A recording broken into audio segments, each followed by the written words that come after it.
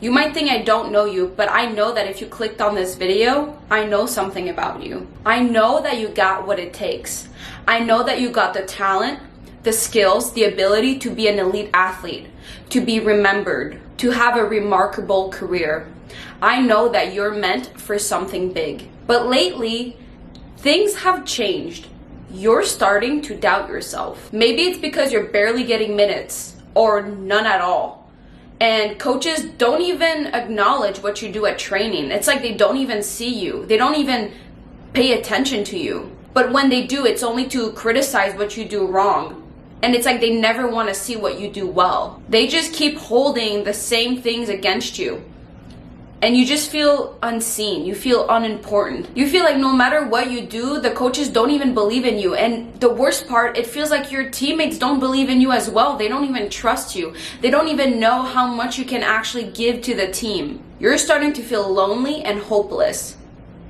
All that you've ever thought of yourself in the past is starting to shift, and you're doubting yourself and you don't even believe in yourself anymore. But you know you've always been meant for something big. You know you're meant for a great career. But things are just not going your way right now. You could also be playing right now. Maybe you are getting minutes, but you're not performing. You're definitely not at the level that you want yourself to be. And you keep putting pressure on yourself. You keep expecting more of yourself. And you're starting to mold to what other people want from you instead of just playing like you can. It's really hard to believe in yourself when you don't even feel like yourself anymore. I know that right now you've lost touch of who you are as an athlete. You're starting to question things you never thought you'd question about yourself. You started doubting yourself. You started to question your abilities, your fate, your career, what it would look like. You used to always believe in yourself, and right now you're doubting yourself. This is mind-blowing to you. You're starting to question, like, is this my fate? Is this what my career is actually going to look like? Was I wrong this whole time? Was I not the athlete I've always seen myself to be? If you relate to any of this, good. I am so happy you feel that way. Because these strong emotions can be the reason, the fire for you to drive yourself forward and get out of this. Because think about it, if you were complacent and everything would go well with just the bare minimum, you wouldn't have a reason to work harder because you'd feel comfortable. Things are so shitty right now, you're hitting rock bottom, that you have this anger, this fire inside of you, this injustice that you need to use to fuel yourself towards the top. If you were in a comfortable position, you wouldn't really have a reason to work harder, but you always need to never be complacent, because that's what's going to make you better every single day. You need to be in an uncomfortable position. Every legendary athlete has hit rock bottom at some point in their career. That can be you. This is the story where you struggled, but you stayed resilient. You still believed in yourself. You dug yourself out of that hole. You are the reason why you have an amazing career. You are the one that picked yourself back up after everybody putting yourself down. Right now, right this second, this can be a pivotal time in your career where you say, this is enough. I'm sick of this bullshit. Wake up. And you refuse to quit. In this video, the goal is for you to gain ownership over your mindset, for you to gain some confidence back. Because you're in a state of self-doubt. But I want you to start believing in yourself again. That's by having some sense of control that you can do something about it. And I promise you that you can. And we're gonna start right now today with this video. I'm gonna help you get some confidence back. I'm gonna give you what I wish I was being told when I was at the downfall of my career. And to be quite honest, right now I'm going some hard times. So I'm almost like doing a video for myself as well. So we're in this together.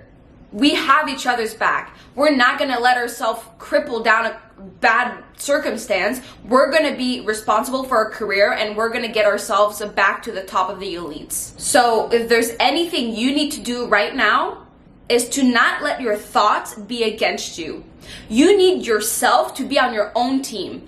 As much as you have coaches or teammates or circumstances or people that are against you and fighting against you, you cannot fight against yourself. You need to take control of your thoughts, because you don't want to let your thoughts bully you. You might not be able to control your coach's decisions, but you are in control to how you react to them. So pick yourself back up right now, because dreams don't work unless you do. Hi, welcome to my channel. I'm sorry for this very intense introduction. I just wanted to get the fire inside of you. I want you to know that this video is meant for you. If you don't know who I am, my name is Bianca St. George. I'm a professional soccer player, but I come on YouTube because I value self-improvement, self-development, taking ownership of your life, and I want you to know that I got your back. I am here to spread the messages that I wish I had going through my life, going through my soccer career, and also through just being an adult and entering like post-college era. So I hope this will help you take ownership of your life and get to be the highest version of yourself. The first lesson that you need to know is that when you find yourself in a hole, the first rule is to stop digging. I know you feel like your situation right now is unfair. I've been through it, trust me. I can tell you how you feel because I know I've been through it. I know you feel like your situation is unfair and that it's almost nearly impossible for you to thrive in your environment because of all the circumstances that are out of your control. You probably feel hopeless because no matter what you do, it feels like no one is actually watching, no one cares. When you do put the extra work and you go above and beyond, no one really notices.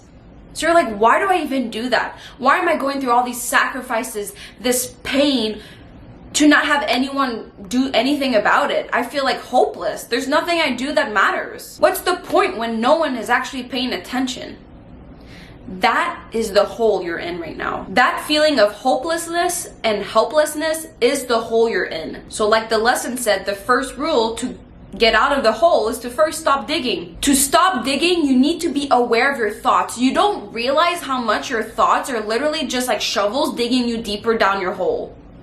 I know there are things that are unjust right now, but your thoughts are literally working against you. Your thoughts are actually making you feel like you're less in control of what you actually can. There are other things that you could actually control, but because your thoughts are clouding your judgment so much, they're making you just dig yourself deeper down into a hole and just feel sorry for yourself. You need to stop that narrative because whatever you're thinking is affecting everything that you do, even the things that you have control over. So the way that you perform, the way that you present yourself at training, the way that you recover, the way that you interact with people are all affected by your thoughts. So if you're not aware of how negative your thoughts are, you're just gonna dig yourself deeper down the hole. So don't have negative thoughts because you're literally just gonna keep attracting negative things. You have to change the way you talk to yourself. That's how you can come out of the hole. So to stop digging, you gotta be aware of your thoughts, but to come out of it, you gotta change how you talk to yourself. Remember, you have dreams to chase, you have goals to accomplish. You cannot keep feeding those thoughts to yourself and get yourself further down the hole because you're just keeping sabotaging your own career. This is just a small bump on the road. Your hard times are small, they're not indicative of your future. So don't make it worse for yourself.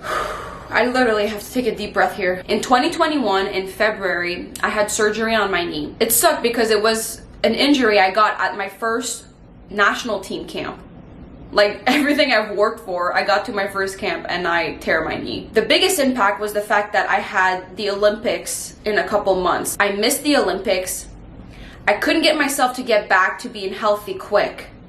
It took a while. Then when I was healthy, I was struggling with confidence because I hadn't played in so long. I played in a total of 4 games in the whole NWSL season, 2 of them which I had a red card, and 1 of them I was extremely humiliated at. During those times, I was at the lowest of my lows. I felt like a piece of shit. I was angry at our abusive coach, at our hostile environment, at the negligence of the staff, at the lack of support from my teammates. Everything around me felt so unfair, and I felt like I had no control over my career anymore.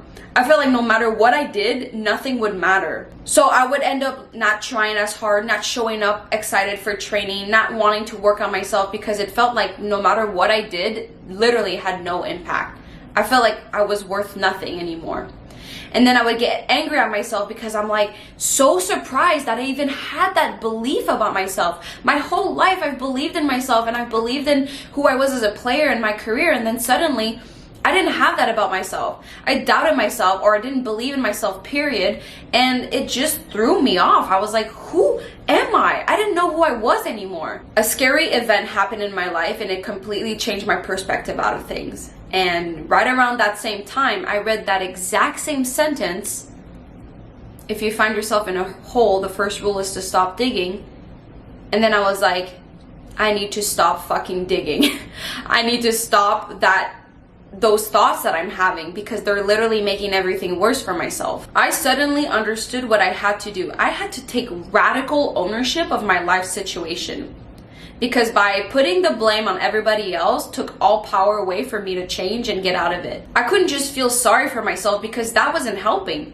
That wasn't getting myself out of the situation. I recognized that my thoughts were sabotaging me, because anything that I actually had control over, I didn't think I had control, because my thoughts convinced me that I didn't. This is why doing some ego work is so important, because your ego is at fault of that defense mechanism. Your ego is the one that wants to feel like the victim, that wants to blame others, that wants to feel sorry for themselves, because it's more comfortable to feel sorry for yourself than to have to work harder to overcome your situation.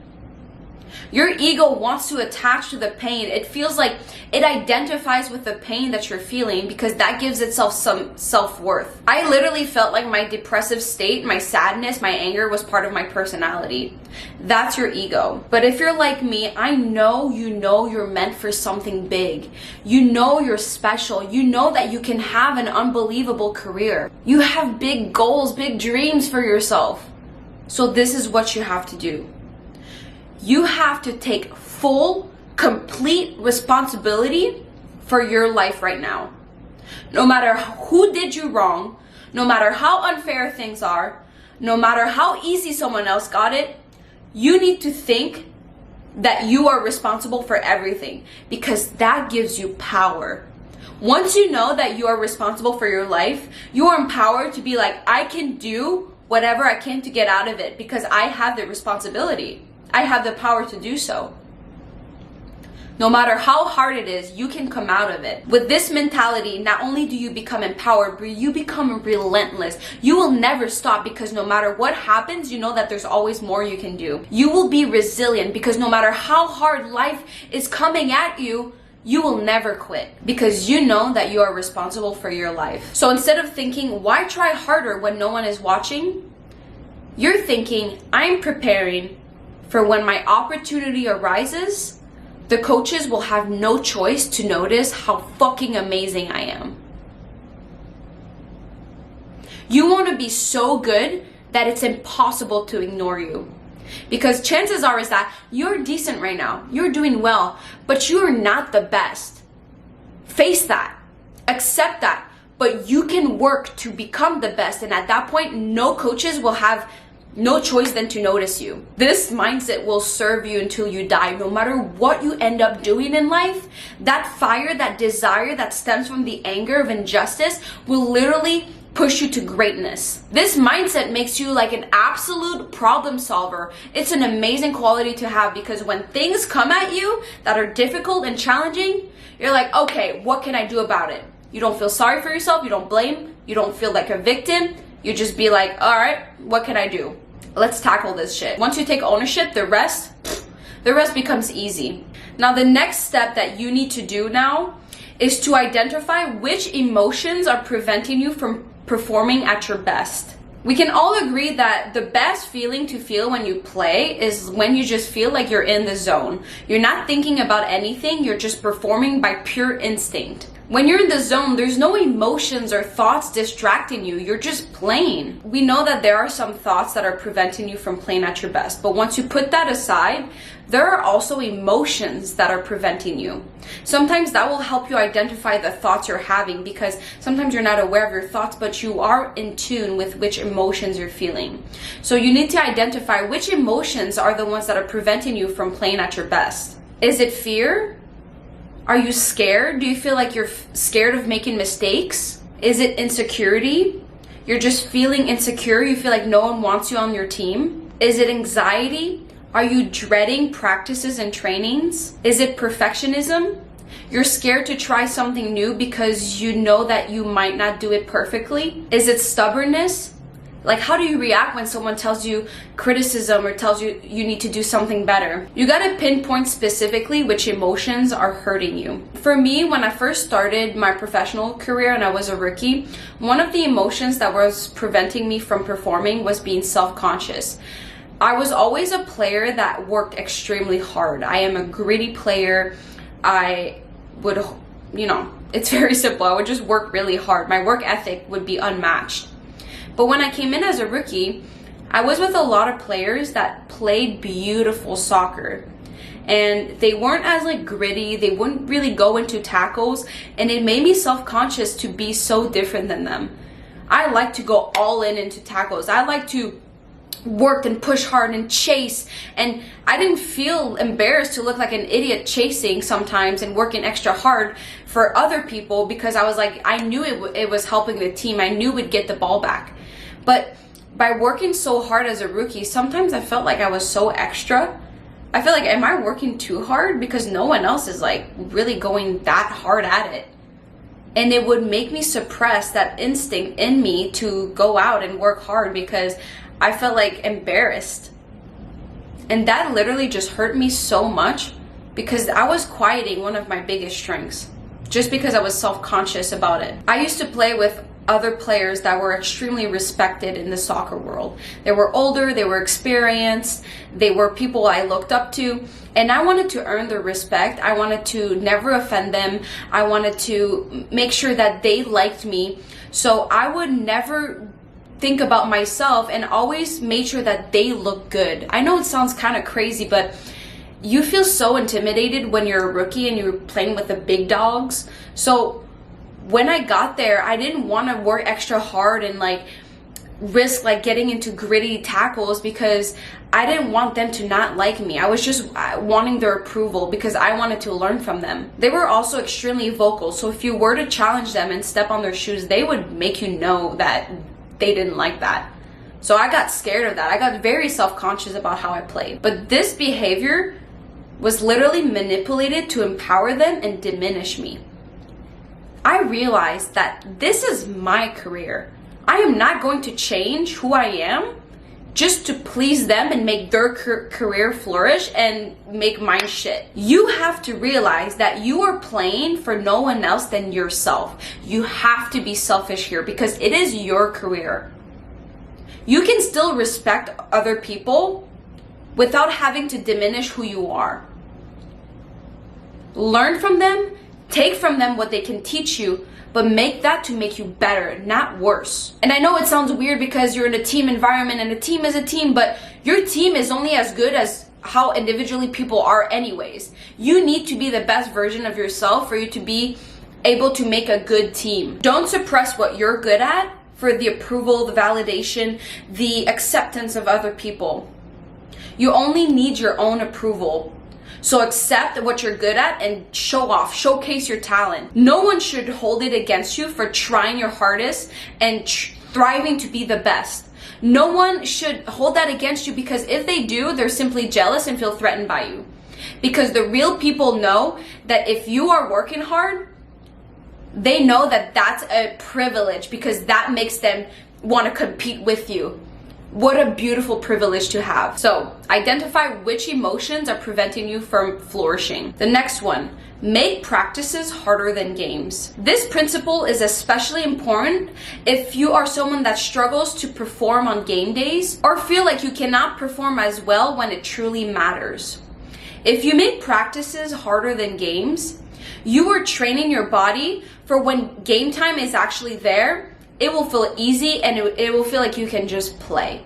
It will feel fun because you will be prepared. You have faced everything that is hard in training, so when game is there, it's like, well, I've seen everything already. This is just gonna be easier. You have to put yourself in more pressure during practices. You have to embrace when things are unfair. So for example, one thing in soccer that really sucks is always being like a 2v1 or 3v1. Like when you are playing against more people. That really sucks because it's like, well, I'm by myself against all these people. Like, how am I supposed to win? You have to embrace that, because if you can deal with those situations in games, it's going to be so easy. So put that pressure on yourself during practice. Put yourself in situations where it's going to be harder, where it feels unfair, where it feels uncomfortable, because once you train your body to deal with those situations, when you're in a game situation, when you have that pressure, it will not feel new. It will feel like, well, I trained this and I know how to deal with that. You have to let go of being perfect during practice. Practice makes progress, not perfection. You don't have to worry about getting everything right. You just have to worry about getting better every day, and that's by making mistakes, and that's by trying new things. So make practices hard, challenging, put that pressure on yourself, and then when game time arises, you won't have that pressure to perform. You'll be completely ready, you'll be prepared, and you'll be able to ball out. Next one, sport is a game of balance. I'm gonna use a couple analogy here, but just think of medicine in the first place. People who are sick take medicine to get well, but too much medicine can actually be poisonous. That's an example of balance I'm talking about. You don't want too little, too much of something. You have to find the sweet spot. Not all good things are great at the extremes. So I'm gonna give you a couple paradoxes that literally shifted my mind about how I view certain situations in sport. And if you don't know what a paradox is, it's basically something that seems contradictory, but once you investigate it and examine it, it is found to be true. The first one, less can be more. Sometimes you feel like you need to go above and beyond and train extra, but too much training can be very hurtful to your body. Sometimes you just gotta slow down, make sure you recover, and find the perfect timing so when you do train, it's time to be focused and you're fully all in. You are ready to go. Trying easier can make it harder. Sometimes you want to be lazy and do less work or not try as hard because you think it's going to be easy, but you're literally just making it harder for yourself in the long run. Slowing down can make you faster. Rushing through things may make you make bigger mistakes and bigger setbacks. That's why it's important to trust the process, slow down, be patient, and realize that by slowing down, it can make you have better progress in the long term. Think pace instead of race. Your career is a marathon, not a sprint. Fear of failure makes failure more likely. If you're scared to try something during training because you're afraid to fail, in the long term, it will make you underdeveloped because you would have stayed complacent and in your comfort zone. Failure is necessary for growth, and we'll talk more about that later. So if you're scared to fail, you won't try new things, and not trying new things makes you not grow, and not grow makes you not reach your dreams. So by fearing failure, you will fail to reach your dreams. This is similar to playing it safe makes it more dangerous. So by staying in your comfort zone makes it more dangerous because you will be underprepared, you won't be ready for games because you will have stayed comfortable, and you know that when it's game time, you're gonna face extreme uncomfortable situations, and if you're not ready for that, it's gonna be dangerous because you won't know how to deal with it. A step backwards is a step forward. Sometimes you have to get worse before you get better. So when you try different skills, when you work on your weaknesses, you might suck for a little bit, but eventually once you get that better and you have that tool in your toolbox, you will be a better athlete. Injuries are also something that can be seen as a setback, but this is a perfect opportunity for you to work on mobility at different areas, or maybe work on your mental aspect, and then when you're actually recovered from your injury, you would have worked on other things that you have neglected in the past.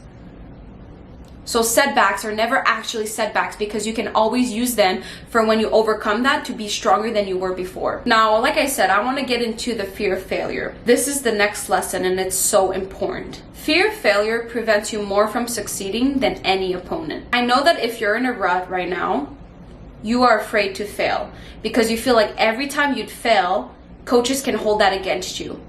Plus, you're probably looking at a teammate that when she messes up, nothing ever happens to her. But if you do fail, they're going to hold that against you. You have to overcome the fear of failure because that's only going to hold you back from actually achieving your dreams. If you've ever played golf, you know that a shot from far away is way less stressful than a 4-foot putt. But that's because when you're closer, you're expected to succeed and you're scared to fail. But by being scared, it makes you overthink. It makes you not trust yourself. It distracts you from what you're actually supposed to be doing. Even though it's easier to actually get in the hole when you're closer, because you're putting that pressure and you're afraid to fail, you're making failure more likely. But you have to let that go. And the way you can let that go is by changing your perspective about failure. And I get really excited about this because I think this is very valuable. Okay, let's break this down. Fear of failure. It has two aspects. It has fear and it has failure. Let's talk about fear. Realize, first of all, that fear is a very irrational feeling to have in that scenario, because fear only lives in the future.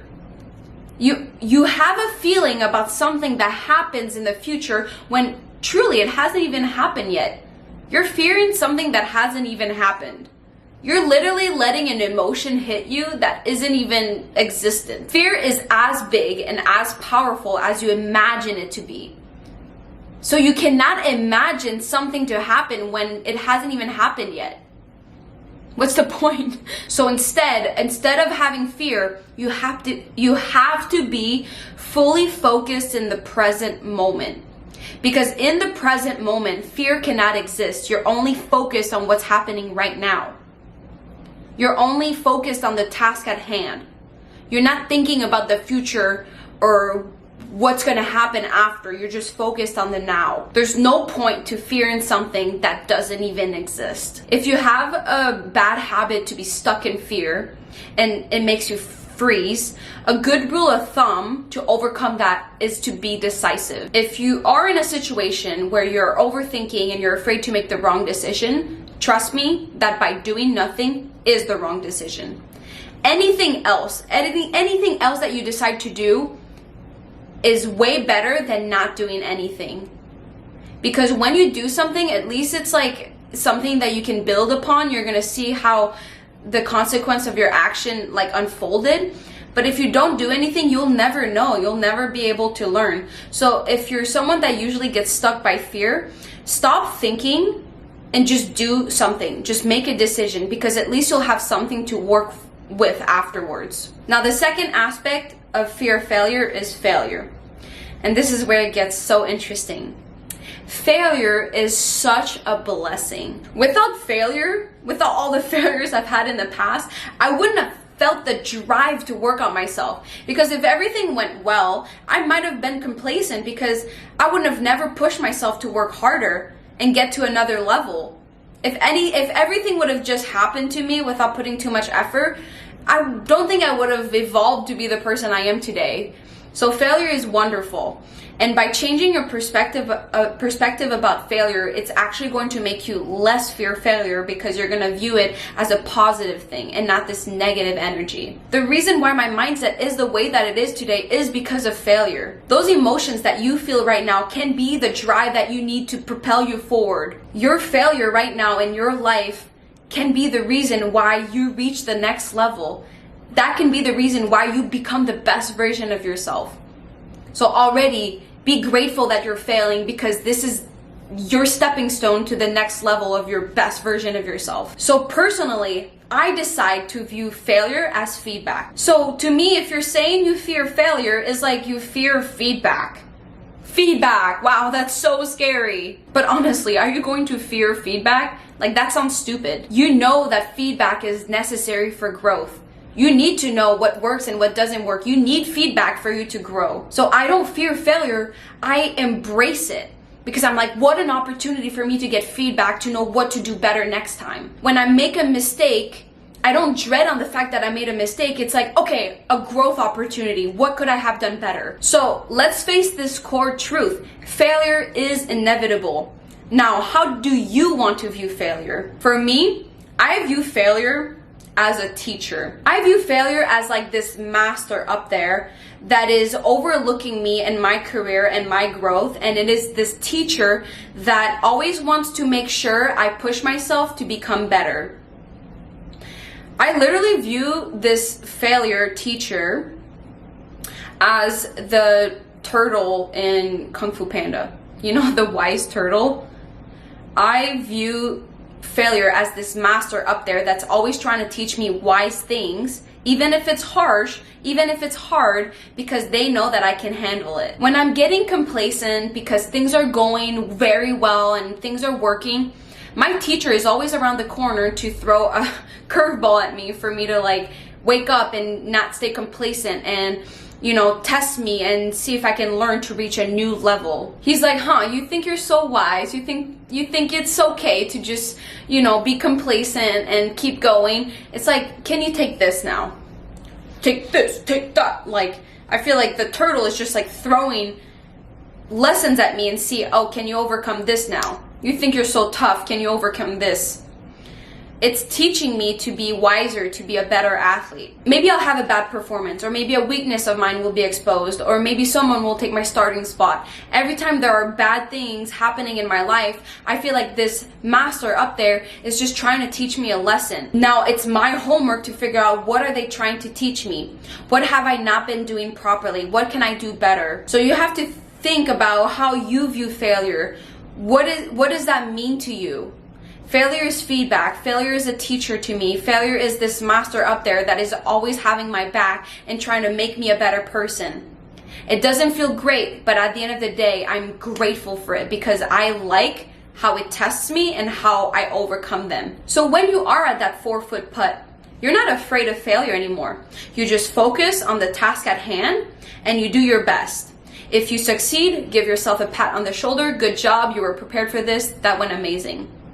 But if you mess up, it's like, what could have I done differently now? Why did it not work out? How could I have prepared differently?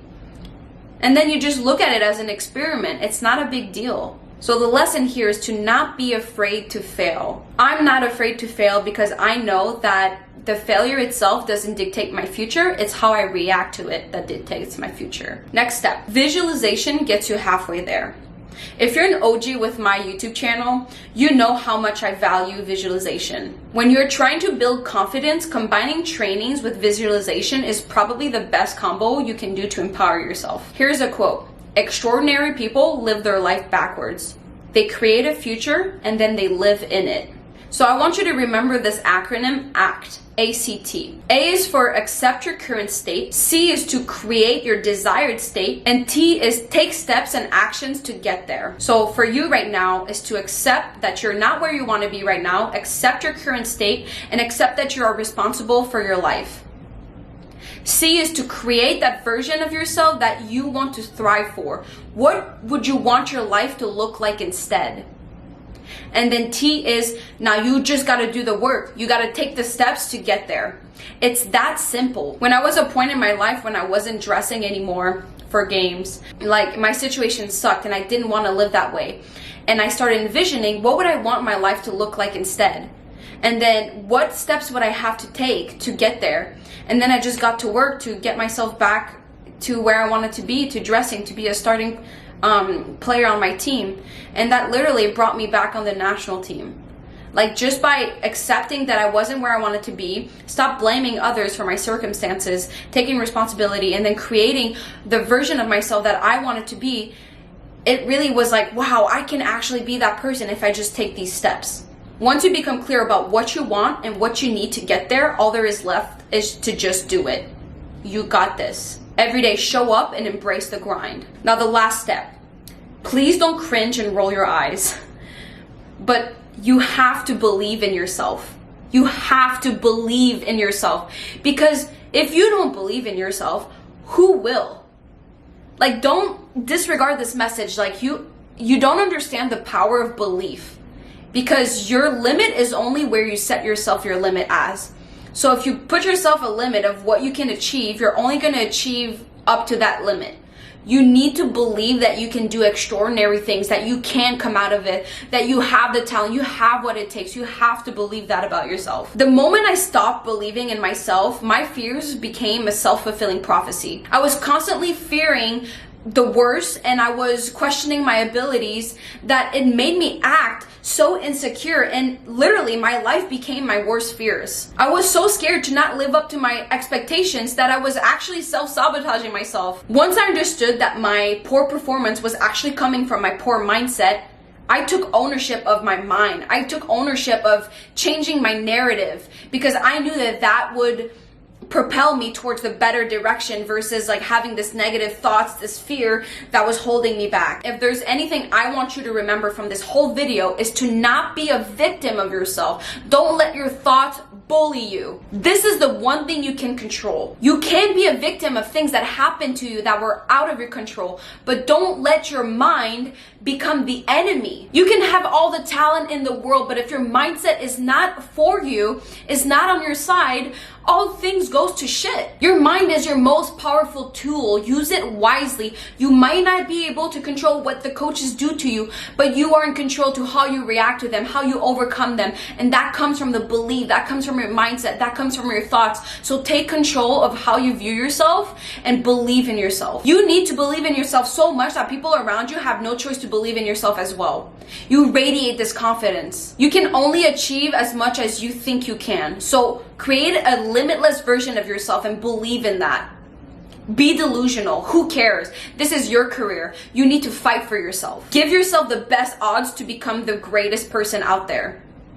So don't put limit on who you can be. Now let's conclude this. I hope you get excited to get to work now. I hope this video was valuable. Like I said, I'm going through terrible times right now. Like there are things that I can't seem to figure out. I feel like I'm in a rut, but I'm taking ownership of how I feel. I'm writing down, I'm journaling, I'm visualizing, I'm thinking about all the ways that I can overcome this. You are not alone. This is normal. This is just a bump on the road. Use this as an opportunity to make this part of your amazing story. And if you want an amazing career, you better brace yourself because you're gonna hit tons of more bumps on the road. And as much as it feels lonely right now, if you just open your eyes, you'll realize a ton of people, even teammates around you, are going through the same things as you do. And you will see teammates that will just keep going lower.